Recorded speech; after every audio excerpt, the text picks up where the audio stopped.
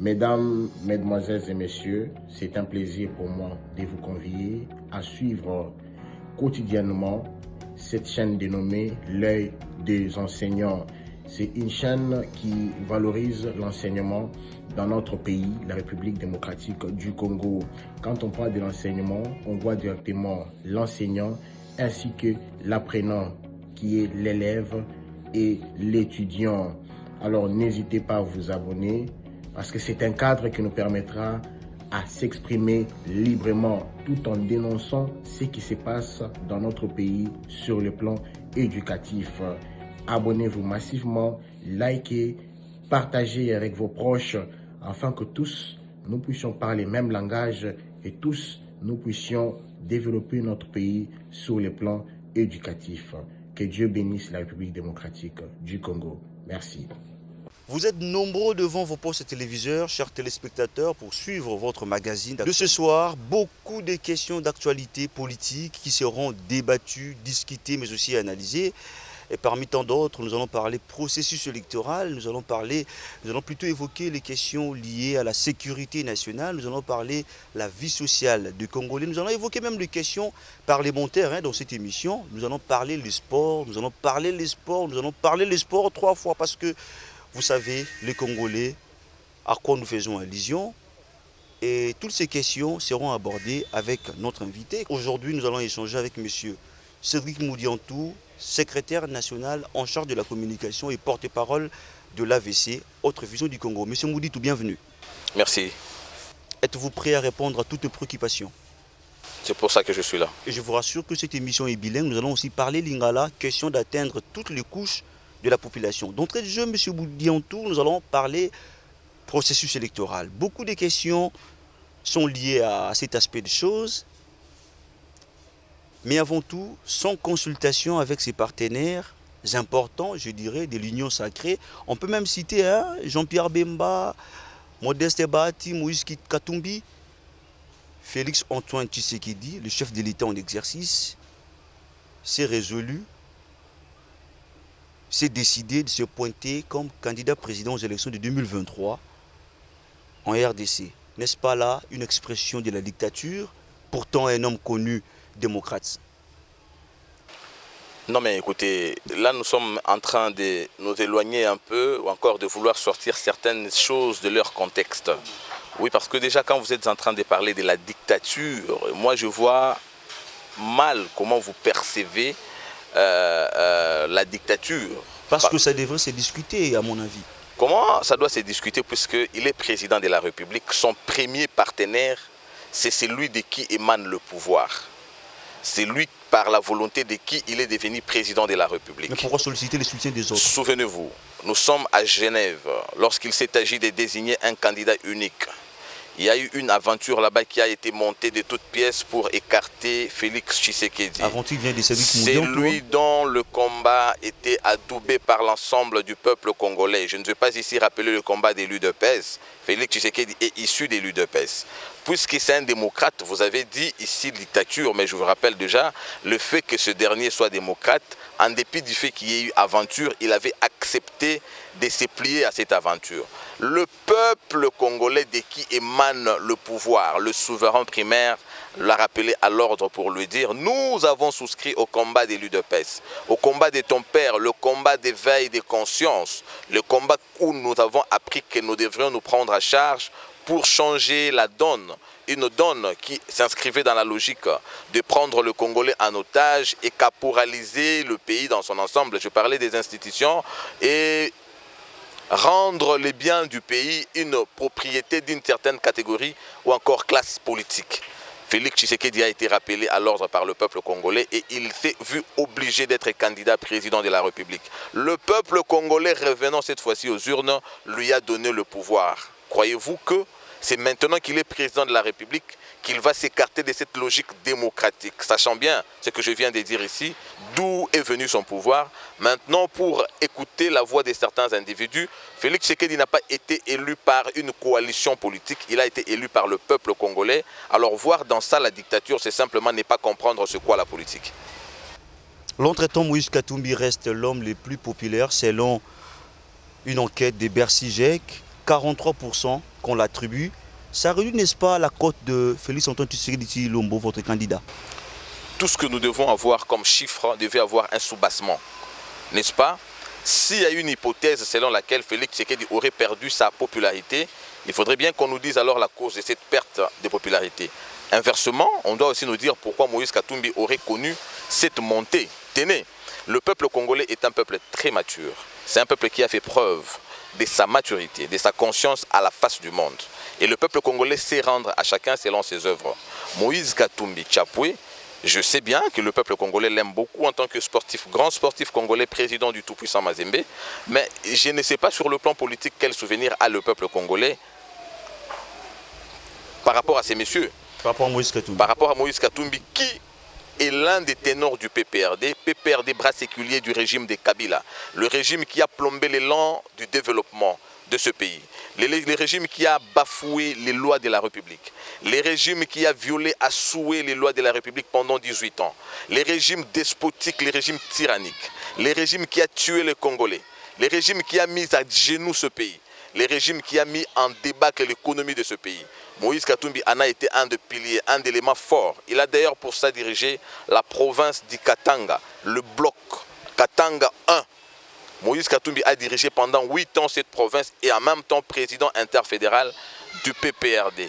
Croyez-vous que le peuple congolais a oublié et devient de plus en plus amnésique qu'il rendrait aujourd'hui Moïse Katumbi le plus coupable? Moi, j'aimerais répondre à votre question autrement. Le président de la République, Félix Antoine Tshisekedi Tshilombo, depuis son entrée au pouvoir, il a beaucoup fait.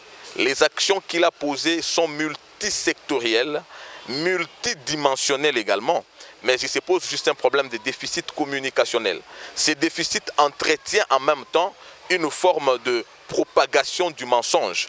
Les politiciens véreux profitent d'un manque de communication suffisant qui informerait le peuple congolais sur les différentes actions posées par le chef de l'État. Et là, ils se nourrissent de là pour abrutir le peuple congolais. J'aimerais par rapport à ça interpeller ceux qui sont effectivement appelés à veiller comme des sentinelles de cette alternance.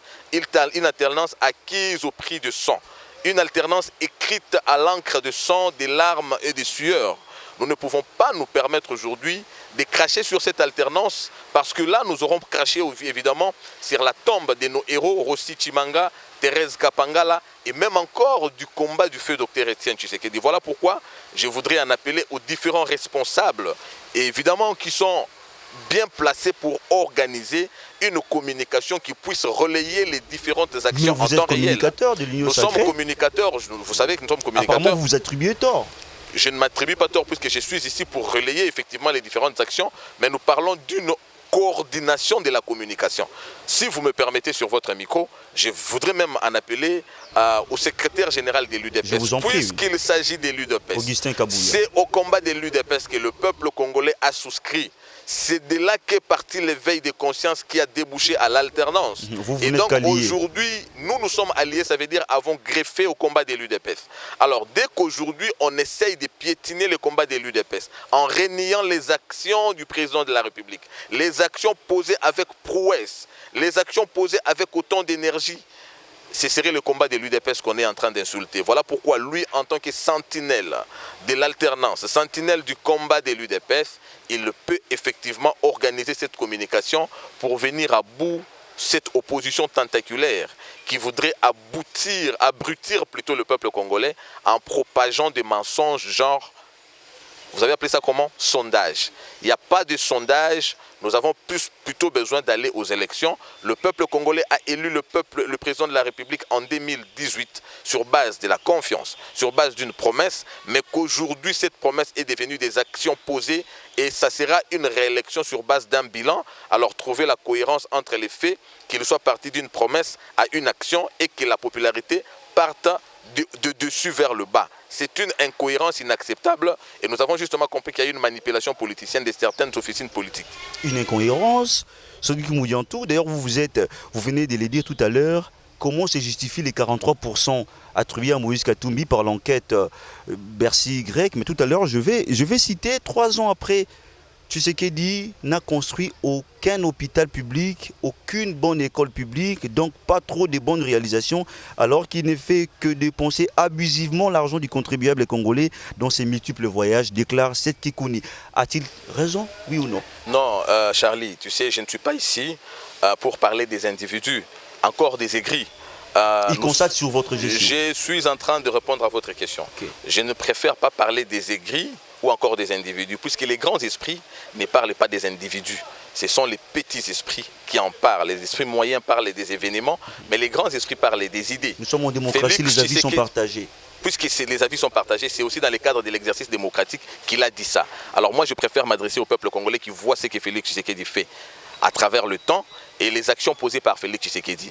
Il a une famille. Je sais que lui, par rapport à ce qu'il fait, il a gagné un peu d'argent et tout ça, mais il doit avoir une famille, ou encore, s'il n'en a pas, son voisin qu'il a suivi dire c'est un Néri là, puisqu'on doit ainsi l'appeler. Il sait aujourd'hui que les enfants que lui n'a pas eu dans son idée en tant que candidat président de la République, à concevoir une idée à travers laquelle ses enfants iraient gratuitement à l'école. Aujourd'hui, Félix Tshisekedi l'a fait. Bien que c'était un article qui était déjà dans la Constitution et qui n'avait jamais été mis en application, les enfants, aujourd'hui, sont pris en charge par l'État pour devenir les acteurs du développement. Ne serait-ce que ça, cette Kikouni serait raisonnable pour voir au moins l'intérêt que le peuple tire dans cette action, combien responsable. Donc je ne veux pas, moi, entrer dans ça. Félix Tshisekedi n'a pas besoin de voyager pour son propre plaisir. D'ailleurs, le fait de voyager, c'est un risque qu'il prend. Ou encore, ce n'est pas la première fois que Félix Tshisekedi monte sur les avions pour aller se promener. Non, quand il avait dit qu'il était prêt à sacrifier sa propre vie pour le bien du Congolais, sacrifier sa propre vie, c'est également prendre le risque de monter sur les différents avions,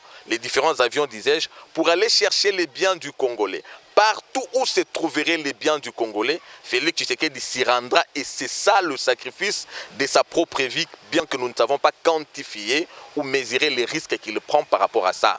Aujourd'hui, Félix Tshisekedi se rend à Dubaï pour présenter l'agenda du Congo. Oui, nous ne pouvons pas nous contenter qu'à présenter le Congo comme un pays riche, comme le disait Franck Fanon, gâchette du développement d'Afrique. Oui, c'est resté encore des théories jusqu'aujourd'hui, mais voyez les contrastes par rapport à la vie, le vécu quotidien du Congolais.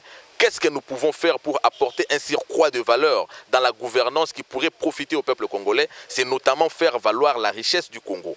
Et le Congo qui était presque mis en autarcie au regard de la manière dont il était géré la gouvernance et la mauvaise gouvernance, si on peut ainsi le dire. Félix Tshisekedi doit présenter les nouveaux visages du Congo qu'il a apporté à travers une nouvelle gouvernance. Déjà, nous avons vu les renouements même avec certaines institutions, notamment de Bretton Woods. Nous avons vu la confiance avec d'autres États dont les responsables sont en train de revenir ici. Ça veut dire que le Congo aujourd'hui est visitable. Le Congo inspire confiance et aux nations et aux institutions internationales. Pour ça, Félix Tshisekedi devait vraiment s'y rendre pour vendre l'agenda du nouveau Congo. À vous entendre parler, Cédric Moudiambo, il me semble que vous minimisez tous ces grands qui sont autour de Félix Tshisekedi au nom de la démocratie, mais également parce qu'il a encore constitutionnellement un mandat qui lui attend. Voilà pourquoi il faut minimiser les autres. Et quand on voit aujourd'hui l'apparition de Jean-Marc Abound avec un farouche opposant de Félix au niveau de la diaspora, ça vous dit rien absolument. Tenez, vous m'avez fait dire ce que je n'ai pas dit. Nous ne minimisons personne. L'union sacrée, c'est l'union du Congolais. L'union sacrée, c'est la réconciliation du Congolais avec lui-même. L'union sacrée, c'est cette mise ensemble de Congolais autour de l'idéal, puisque les Congolais veulent voir émerger leur pays autour d'une vision. Avec beaucoup de frustration. Et la vision est impulsée par Félix Tshisekedi. Avec beaucoup de frustration. Je te le concède, puisque nous sommes dans la libre opinion. C'est ça la démocratie que Félix nous a amené. Mais je ne veux pas que vous nous mettiez en contradiction ou encore en antagonisme avec nos partenaires politiques.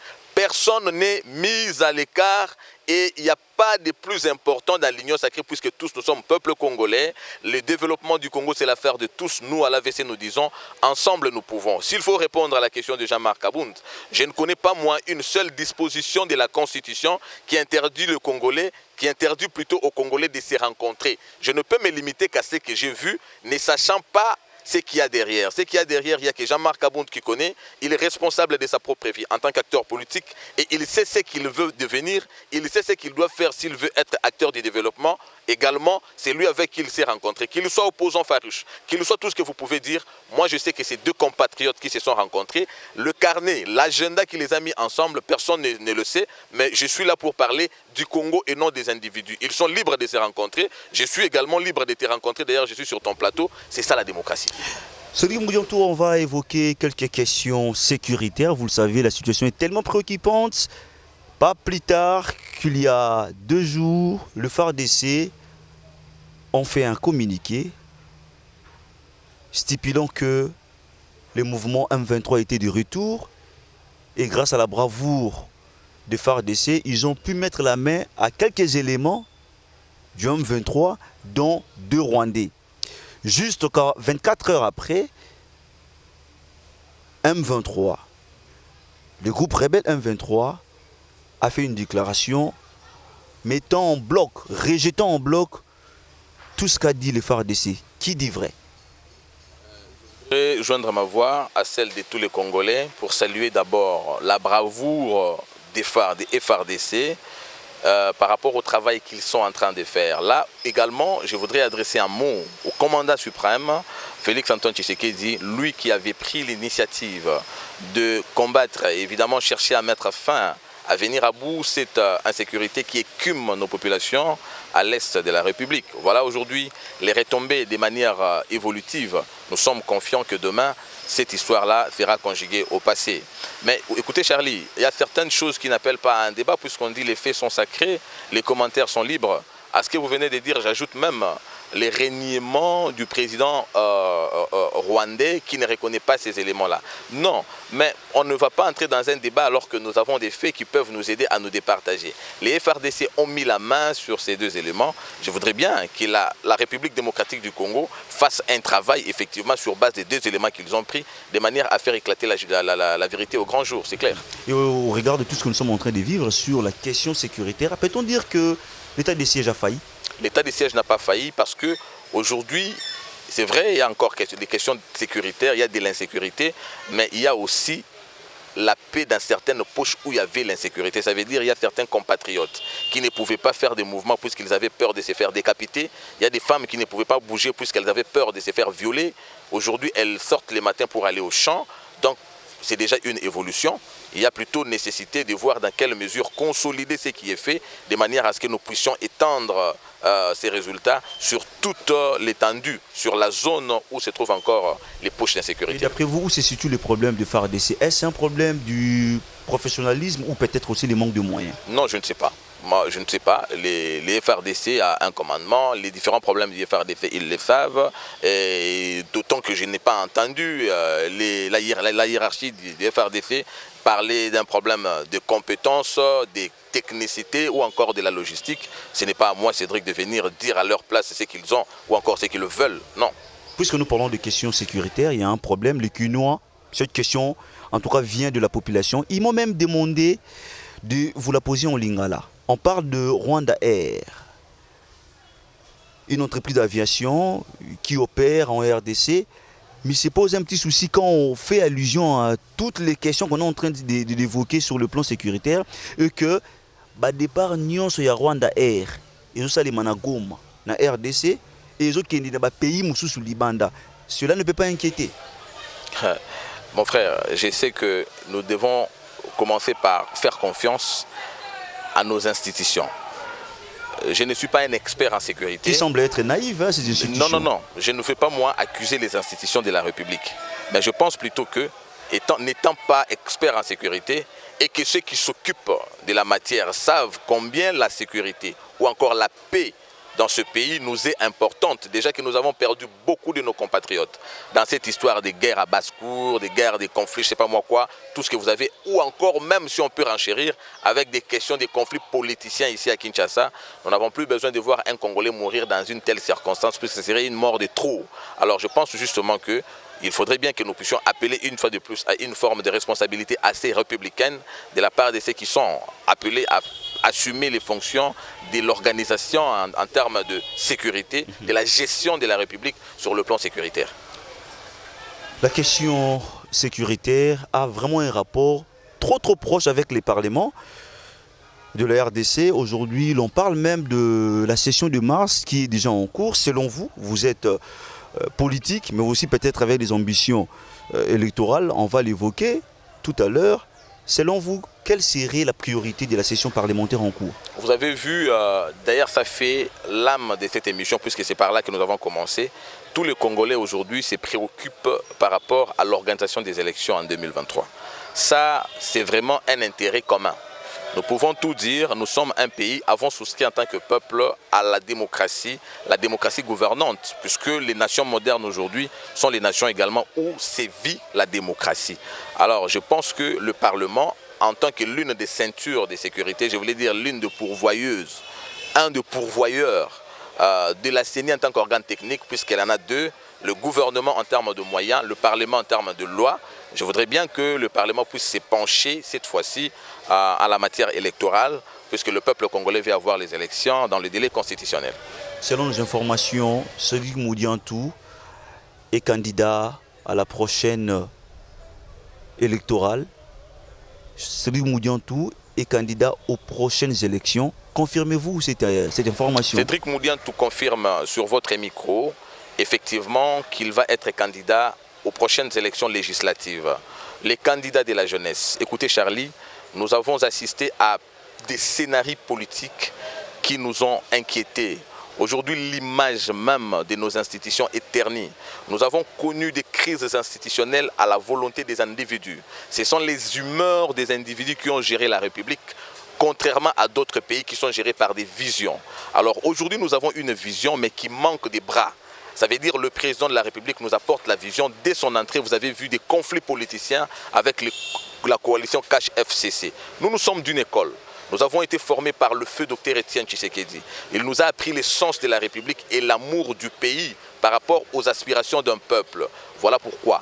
Parce que la République démocratique du Congo représente plus de 60% de la jeunesse, est composée de plus de 60% de la jeunesse. Nous sommes un candidat de la jeunesse parce que nous pensons, au regard de tout ce que je viens de dire ici, le paysage politique que présente notre pays, il faut promouvoir une nouvelle génération politique pour apporter une nouvelle donne politique qui mettrait fin aux anciens procédés politiques qui n'ont fait que plomber l'élan du développement. Nous croyons que pour avoir appris, pour avoir été aux côtés d'un grand, aux côtés de l'icône, celui que le peuple congolais considère aujourd'hui comme le symbole même de la démocratie et de la cohabitation pacifique, nous avons quelque chose à apporter. Nous avons une valeur ajoutée à apporter.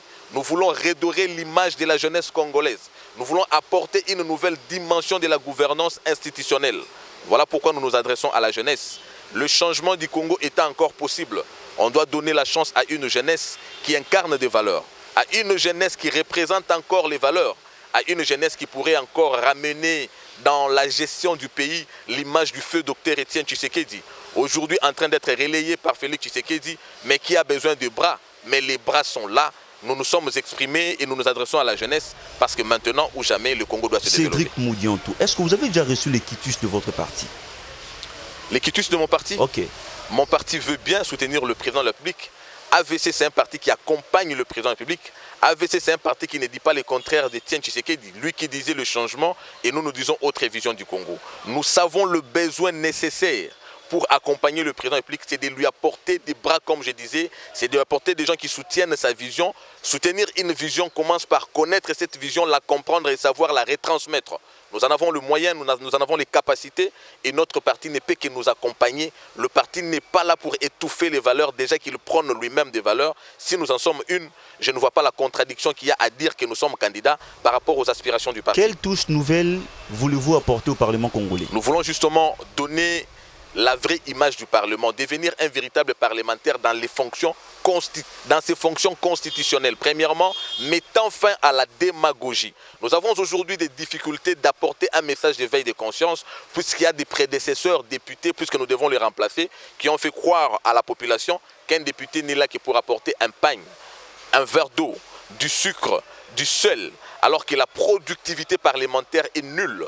Nous voulons plutôt changer la donne.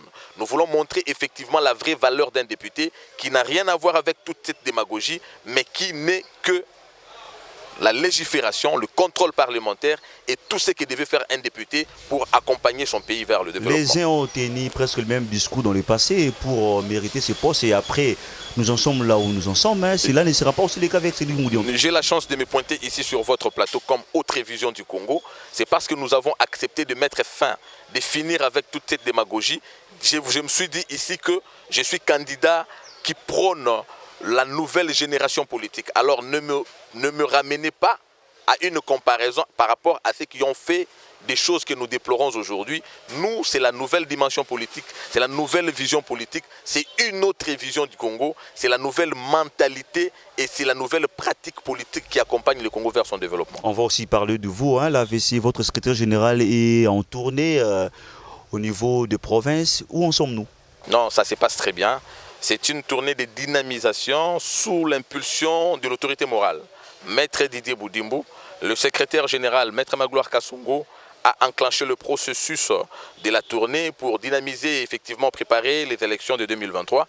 Quoique étant alliés de l'UDPS, nous devons donc travailler pour la réélection du président de la République, mais pour nous la conquête du pouvoir cette fois-ci est dans la dimension législative. Nous devons conquérir au niveau législatif pour donner au président de la République une écrasante majorité parlementaire. L'AVC veut être l'un des piliers, l'un des puissants piliers, une première force alliée à l'UDPS qui constituera les institutions dans leur ensemble, dans son ensemble, disais-je, les institutions qui accompagneront le président de la République en 2023. Voilà pourquoi nous ne voulons pas que ce soit un simple discours, que ça ne soit que des slogans creux, que ça ne soit que des vœux pieux. Nous nous mettons au travail. Nous ne sommes plus à l'heure de régime où l'on donnait des quotas aux partis politiques puisqu'on est allié du pouvoir. Lui, il aura 50 députés, l'autre aura 60 et l'autre 45. Chez nous, c'est le travail. Avec Félix Tshisekedi, nous avons aboli la caporalisation des institutions à caractère indépendant. Nous voulons que la démocratie ait son sens, c'est-à-dire la séparation du pouvoir. Et puisque nous voulons avoir une majorité, nous voulons avoir beaucoup de députés, ça ne peut que passer par le travail. Voilà pourquoi nous travaillons. Cette tournée à Kinshasa a rencontré la volonté du peuple congolais à soutenir la vision de Didier Boudimbo. Maintenant que nous sommes en train de préparer quitter Kinshasa pour aller dans l'arrière-pays, nous savons et nous sommes rassurés que ça sera le même succès. Et déjà, ça augure un avenir tellement rassurant par rapport à nos ambitions de rafler plusieurs sièges à tous les niveaux des élections législatives. Nous allons rester un peu au Parlement, précisément à l'Assemblée nationale, où on parle de la motion de défiance contre le ministre de l'économie pour n'avoir pas tenu ses promesses à la population congolaise. N'est-ce pas une démarche purement parlementaire? Non, moi je vois autre chose par rapport à ça. La démarche parlementaire est bonne. Vous voyez, Cédric Moudian? Mais je pense plutôt l'objectivité serait meilleure. L'objectivité ici, il faut se poser la question, ce ministre de l'économie, est-il vraiment en train de travailler contre le bien-être du peuple? Travailler contre le bien-être d'un peuple, moi je l'ai vu avec Kabila dans son régime. Alors maintenant que nous avons le régime de Félix Tshisekedi qui prône le bien-être du peuple, qui prône le peuple d'abord, croyez-vous qu'un ministre de l'économie puisse être là pour travailler contre le peuple? Si c'est ce qu'il fait, il faut bien sûr l'interpeller. C'est ce qui est bien fait parce que là, il va répondre. Mais moi, je pense qu'il faudrait bien aussi que nous tenions compte de la structure économique de notre pays. Déjà, le fait que nous soyons un pays dont l'économie dépend des recettes d'exportation, un pays dont l'économie est extravertie, il va aussi falloir que nous puissions réfléchir sur la reconfiguration de notre économie. Ça nous aiderait à ne pas parler de ce genre de débat. Ils m'ont dit de vous poser cette question en lingala. Pensez-vous que les députés motionnaires ne sont pas derrière les chefs de l'État et lorsque le ministre de l'économie promet aux Congolais qu'il y aura la baisse des prix des billets d'avion et que l'avion ont même exaté, et quand il promet aux Congolais qu'il y aura les surgelés abondamment ici à Kinshasa et à un prix vraiment abordable, et qu'aujourd'hui le peuple se rend compte que surgelé on a payé et tout cela, on est toujours contre le ministre, on est toujours contre la vision du chef de l'État. Personne n'a dit qu'on est contre les ministres. Personne n'a dit aussi que le président de la République est derrière ce qui s'est fait, motion, machin et tout ça. Non, non. Le président de la République n'est pas un manipulateur. Non, le président de la République a appelé à la conscience de chaque Congolais de travailler, de se conformer à sa vision, cette vision qui est une vision de reconstruire le Congo et d'amener le Congo à retrouver sa plus belle robe. Mais je pense plutôt que toutes les questions que vous venez de poser ne peuvent rencontrer des réponses que par lui-même l'acteur et il sera devant les députés. Nous tous, nous sommes impatients d'entendre ce qu'il dira. Monsieur Moudiantou, parlons à présent du programme de développement des 145 territoires initié par le chef de l'État, Félix Antoine Tshisekedi Tshilombo. Ce programme est-il ambitieux selon vous? Très ambitieux puisqu'il part du développement à la base. Vous voyez, le développement devrait commencer par la base. Quand nous commençons par la base, ça veut dire la suite n'est que logique. On ne peut pas ambitionner comme nous avons eu les 18 ans d'arnaque politique avec Joseph Kabila, où l'on nous a parlé des 5 chantiers. Personne n'a jamais su de quel chantier s'agissait-il. Mais comme si ça ne suffisait pas, on nous parle encore d'une révolution de la modernité. On voulait révolutionner quoi, moderniser quoi, alors qu'on n'avait même pas un État. Donc c'était une forme d'arnaque inédite. Ça reste historique. Alors Félix Tshisekedi, ne voulant pas faire comme l'autre, il vous dit, partons. D'abord, il a organisé l'État. Après avoir organisé l'État, il dote les pays des institutions crédibles et légitimes. Maintenant, développons le pays partant de la base. Et puis nous allons remonter pour effectivement rendre ces développements réels. Félix Tshisekedi Tshilombo, ne voulons pas diriger comme l'autre qui a dirigé pendant 18 ans. Les programmes de 145 territoires, les programmes de développement, vous dites que c'est ambitieux, oui, mais au regard de tout ce qui s'est passé lors des séjours des députés provinciaux à Kinshasa, qui étaient invités même par le chef de l'État pour un séminaire d'appropriation de ces programmes-là. Et on a vécu ce qu'on a vécu. Les députés ont été délogés de leurs hôtels par manque de paiements par le gouvernement. Pourtant, les acteurs, je dirais, primordiaux de la matérialisation de cette vision, de ce programme, est-ce que ça va déjà aller quand on voit déjà les deux parts? Je ne vois pas le rapport. Je ne vois pas le rapport entre ce que vous dites et puis le départ. Ceux qui vont prêcher dans leur base, non, ces programmes. Les départs, c'est seulement la conscience de ces acteurs face à la vision leur donnée par le chef de l'État. Mais déjà les traitements leur réservés. J'ai entendu le chef de l'État leur parler du développement endogène et des difficultés que nous avons pour atteindre ces développements. Ces difficultés, c'est notamment l'adhésion à une vision. Alors moi, je ne trouve pas la difficulté qu'ils ont rencontrée dans leur séjour. Ça peut baisser leur morale? Non, je pense que les Congolais ont déjà un moral assez mature pour faire face à différentes difficultés. Nous sommes tous en train de rebâtir un pays. Ils sont aussi un pays, ces députés-là. Non, mais là, c'est une autre paire de manches. C'est une autre paire de manches. Ils sont appelés pour comprendre que le pays doit finalement décoller. Ventre enflammé dans le fond d'oreille. C'est tout le peuple congolais finalement qui est affamé.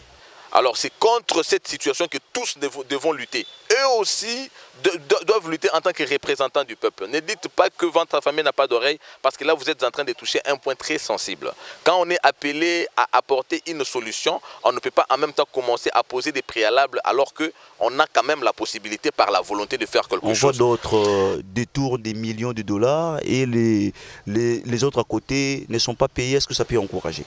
L'encouragement commence d'abord par l'engagement. S'ils sont déterminés, s'ils sont engagés, s'ils comprennent la vision du chef de l'État et s'ils comprennent effectivement qu'ils sont serviteurs de la République, rien ne pourra s'ériger en barrière devant eux pour s'activer et travailler pour le développement et le bien-être de ce peuple. Vous dites que ce sont que les difficultés d'un parcours. Non, d'ailleurs, je considère ça comme des réalités. Ce ne sont que des réalités qui ne peuvent jamais s'ériger en blocage pour travailler au profit de son peuple.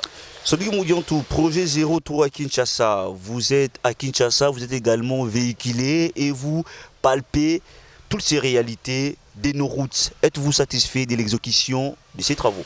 Je ne suis pas du tout totalement satisfait, mais je ne suis pas non plus déçu parce que nous savons déjà que c'est un problème qui date.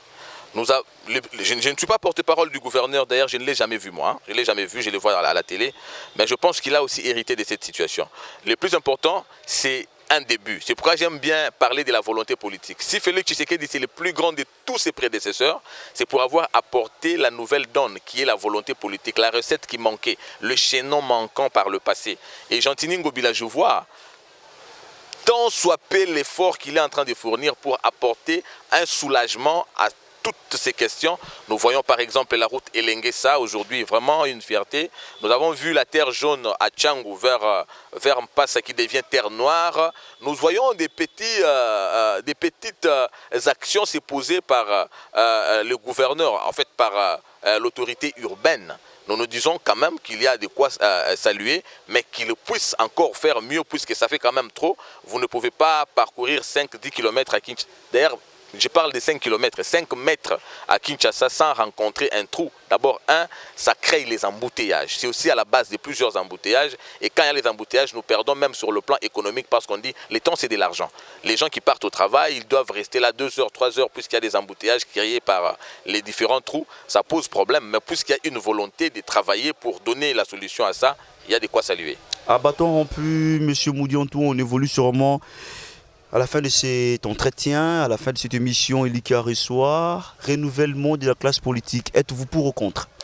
Mais je vous ai dit, je suis candidat qui soutient le renouvellement de la classe politique. Je soutiens bien sûr. Comment ça va se passer? Ça va se passer par la conscience de la jeunesse. La jeunesse, déjà, Félix Tshisekedi leur a montré sa volonté à pouvoir les intégrer même dans les circuits décisionnels. Alors, elle ne devait plus se mettre en marge. Il ne devait plus y avoir une jeunesse marginalisée. Alors, les marginaux de la société sont même devenus les acteurs du développement avec Félix Tshisekedi. Alors, c'est maintenant que la jeunesse doit comprendre que les acteurs du développement, c'est eux. Nous ne pouvons construire ce pays que par nous, nous la jeunesse. C'est ça, le renouvellement de la classe politique. Mais qu'est-ce que vous reprochez à ce vieux, pourtant vos encadreurs? Nous ne nous reprochons rien, nous ne les réfutons pas non plus. Nous sommes de cette génération qui pense, qui estime, qui considère même que il faudrait que nous travaillions en synergie, puisqu'on dit si jeunesse savait, si vieillesse pouvait. Nous avons besoin d'eux, ce sont nos conseillers, nous avons besoin de leur sagesse, mais également ils doivent comprendre qu'ils ont travaillé et ils doivent aller se reposer. Malheureusement pour eux, le bilan de leur travail aussi n'est pas satisfaisant, ils doivent laisser la place à la jeunesse va faire leur fierté. Déjà que nous avons appris d'eux, ils doivent maintenant nous voir travailler et effectivement être fiers de ce que nous avons appris d'eux. Sadiq Moudiantou, on arrive sûrement à la fin de notre entretien, mais 2 petites questions qui nous sont restés. Je pense que vous êtes Congolais et vous l'avez vécu hier ou avant-hier, les résultats de la rencontre entre Maroc et la RDC, Coupe du Monde Qatar 2022. La RDC a été éliminée par 4-1. Certains disent même score fleuve ou lourd. Votre réaction, s'il vous plaît? Ça a été une grande déception pour nous, les amoureux du sport. Et le sport roi, c'est le football. D'ailleurs, qu'il s'agissait de la nation, c'était les drapeaux de la République qui flottaient. Malheureusement, puisqu'il n'y a que 3 résultats dans le football, il y a la réussite, la défaite et le nul. Mais pour le cas de la RDC hier, c'était la défaite. Nous devons le concéder et ça doit plutôt nous ramener au travail. Ça doit plutôt, rapidement, nous devons tourner cette page et nous remettre au travail puisque ce n'est qu'une partie remise. Ce n'est pas la dernière Coupe du Monde. Il y a d'autres compétitions qui pointent à l'horizon, notamment la CAN. Nos joueurs doivent vite se relever, se remettre au travail. Et personne n'est fautif dans tout ça. On ne peut pas prendre la responsabilité de cette défaite, mettre à la tête de quelqu'un. Non, c'est une équipe. Alors quand on parle d'équipe, ça veut dire nous partageons tout. Et la réussite et l'échec, ça appartient à l'équipe. Et pour le cas du pays, puisque c'était un match de l'équipe nationale, nous devons tous nous contenter de ces résultats en tant que peuple. C'est notre défaite de la République. Remettons-nous au travail, encourageons nos jeunes gens. Des grandes compétitions nous attendent. La RDC finira par relever sa tête. Personne n'est fautive, oui, on peut s'attendre bien sûr à ces 3 résultats, mais quand c'est les cas de l'échec, cela renvoie quand même à beaucoup de questions. Mais qu'est-ce que vous reprochez à notre équipe qui était sur terrain? Il faut rester concentré. Je pense qu'il y a eu un manque de concentration. Il y a eu aussi un excès des ailes. On croyait pour avoir fait un résultat ici et peut-être avoir déniché la faiblesse ou encore les faiblesses de l'équipe adverse qu'on pouvait aller la battre. On ne vend jamais la peau de l'ours avant de l'avoir tué. Alors c'est ça qui nous a tués. Je pense que c'est une défaite. Ça ne peut exclure un amendement. Il faut un remaniement, c'est vrai, dans l'équipe. Ce remaniement ne peut pas être comme une forme de censure ou encore des sanctions négatives sur les individus. Mais nous avons besoin de parfaire, d'améliorer. Il faudrait bien qu'alors que nous nous mettions autour d'une table pour voir ce qui n'a pas marché et corriger pour aller vers l'avant. Sadiq Moudiantou, un dernier mot pour ce numéro. Le dernier mot, c'est d'abord de vous remercier. Le dernier mot, c'est d'encourager le peuple congolais qui continue à croire au président de la République. Le peuple congolais qui ne se laisse pas distraire par les discours des politiciens aigris, politiciens véreux, à mal de positionnement, qui sont même en train de manipuler certains chiffres de sondage. Les grands sondages restent les élections. Puisque nous en avons eu en 2018, le peuple a porté en triomphe le chef de l'État Félix Tshisekedi. Sur base des actions aujourd'hui posées par ce dernier, ça augure un avenir meilleur pour le peuple congolais. Nous croyons que notre champion reste le produit, reste l'élément ressource pour le développement du Congo, alors nous devons lui renouveler la confiance pour les échéances électorales à venir. Le peuple congolais reste la sentinelle de son alternance. Les élections prochaines seront gagnées par le président Félix Tshisekedi. Sodi Moudiantou, secrétaire national en charge de la communication et porte-parole de l'AVC. Merci d'avoir répondu positivement à notre invitation. C'est à moi de vous remercier, Charlie. Et à vous, chers téléspectateurs, merci de nous avoir suivis. Le rendez-vous est pris prochainement. Merci. Mesdames, Mesdemoiselles et Messieurs, c'est un plaisir pour moi de vous convier à suivre quotidiennement cette chaîne dénommée L'œil des enseignants. C'est une chaîne qui valorise l'enseignement dans notre pays, la République démocratique du Congo. Quand on parle de l'enseignement, on voit directement l'enseignant ainsi que l'apprenant qui est l'élève et l'étudiant. Alors n'hésitez pas à vous abonner parce que c'est un cadre qui nous permettra à s'exprimer librement tout en dénonçant ce qui se passe dans notre pays sur le plan éducatif. Abonnez-vous massivement, likez, partagez avec vos proches afin que tous nous puissions parler le même langage et tous nous puissions développer notre pays sur le plan éducatif. Que Dieu bénisse la République démocratique du Congo. Merci.